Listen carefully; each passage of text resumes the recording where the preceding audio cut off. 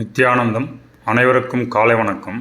இந்த காணொலியில் நாதம் எப்படி உருவாது, சப்தத்தில் நாதம் அது எப்படி உருவாதுன்னு பார்க்கலாம். இப்போது சிவம் இறைவன் சிவன் பியூர் கான்சியஸ், அதாவது பியூர் கான்சியஸ் உணர்வாக தான் இருக்கார். அந்த ப்ளஸ் அறிவு, இது ரெண்டு தான், உணர்வு அறிவு இதுவாக தான் இருக்கார். அப்போது இவர் சுத்தமாயின்றது ஒரு இருள். அப்போ அந்த இருளுக்கு உட்படும் போது அந்த அந்த இருளில் சலனமற்ற தன்மையில் இருக்கிற ஆன்மா அதுக்கு ஒரு சலனம் எடுக்கும்போது புத்தியில் உரைக்கும் போது அறிவு வருது. அப்போ அந்த உணர்வு ப்ளஸ் அறிவு சேர்ந்து அப்படி ஒரு சஞ்சலம் உருவாகும் போது நான் யார் என்ற ஒரு இது வருது. அது வந்த உடனே அந்த சலனம் தான் ஒரு சக்தியை தூண்டி விடுது. அப்போது அந்த சிவன் தன்னைத்தானே சுழல ஆரம்பித்து அந்த சுழற்சியின் போது சக்தி வெளிப்படுறது தான் சப்தமாக மாறுது.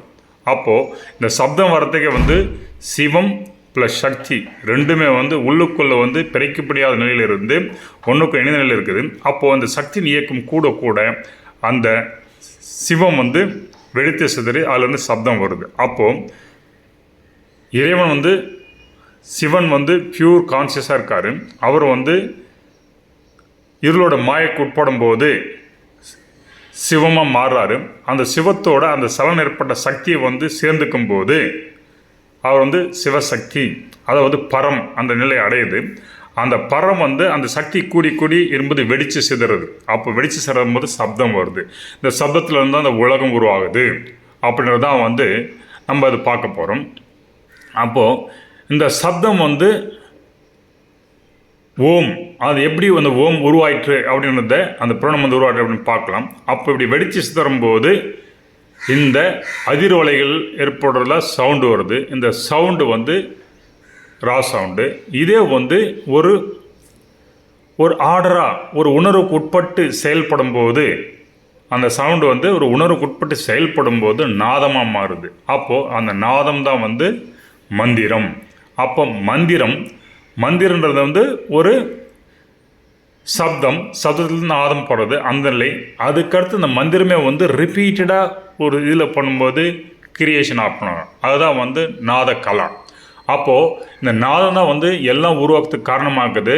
அந்த நாதம் சப்தத்தை அழுந்த நாதம் இந்த மொழி. அப்போ அந்த மொழியிலிருந்து உணர்வு கூடும்போது அதற்கு ஒரு இயக்கம் ஏற்பட்டது, அது வைப்ரேட் ஆகுது. அதான் நாதம் வைப்ரேஷன் அப்படின்னு அதிர்வலைகள் அப்படின்ற எடுத்துக்கலாம். அப்படி இந்த வைப்ரேட் ஆகிட்டு இது இருக்கிற நிலையில் அந்த வைப்ரேஷன் ரிப்பீட்டட் ஒரு சைக்கிளில் போயிட்டு வரும்போது ஃப்ரீக்குவன்சியாக மாறுது.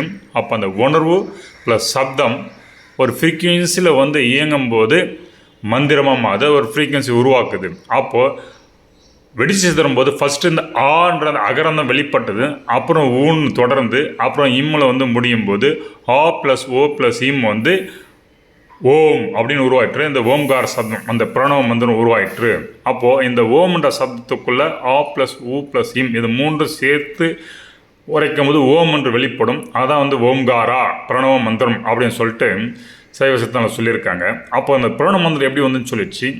அப்போது இந்த சப்தத்திலிருந்தால், அதாவது நாதம், அந்த நாதத்திலிருந்தால் விந்து பிறக்குது, அது லைட் பிறக்குது. நான் ஏற்கனவே மூலம் சிவன் ஜோதியாக இருக்கிறது, ஒளி வடிவத்திலிருந்து வெடிசம் சப்தம் வரும்னு சொல்லியிருந்தேன். அது பொருள் வெளிப்படும் நிலை, அது அப்புறம் பார்த்துக்கலாம். அப்போது தோற்றத்துக்கு காரணமாக இருக்கிறது இறைவன் மாய்க்கப்பட்டு சிவமாக மாறாரு. சிவம் சிவத்தோட சேரும்போது பரமாக்குறாரு. அந்த சக்தி அவனோட இயக்க சக்தி, அந்த சக்தி சிவத்துக்கு ஒரு இயக்க சக்தி கொடுத்து தனித்தொழில் சிவம் சுழலும் போது அது வெடித்து சிதறும் போது சப்தம் உருவாகுது. அந்த சப்தத்திலிருந்து அகரம் உகரம் மகரம் மூன்று சப்தம் உருவாகி அது ஓம்காரமாக உருவெடுத்து ஓம்காரம். அப்போது இந்த எல்லா மொழியில் இருந்தால் பிறந்து புரிஞ்சிக்கலாம் ஓம்காரம்.